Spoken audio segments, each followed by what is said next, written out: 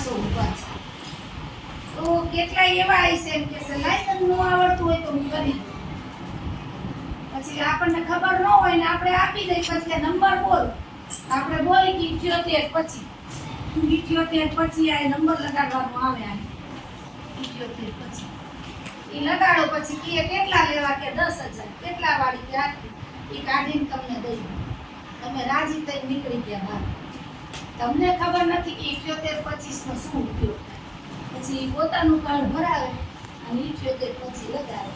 તમારા ખાતામાંથી હોય એટલા પૈસા ખલાસ. ખાસ આટલું ધ્યાન રાખવાનું છે કે જ્યાં જઈએ ત્યાં આપણી આજુબાજુ કોઈ છે આમ જોઈને હોય તોય આમ એને ખબર ન પડે એવી રીતે આપણો પિન નંબર મૂકવાનો છે. પેટ્રોલ પંપે જો ગાડી પુરાવતા હોય તો ઓલો આપે છે મશીન કે નંબર નાખો, તે નંબર એને જોતા ન નાખવાનો, કાર્ડ સ્લીપ કરી.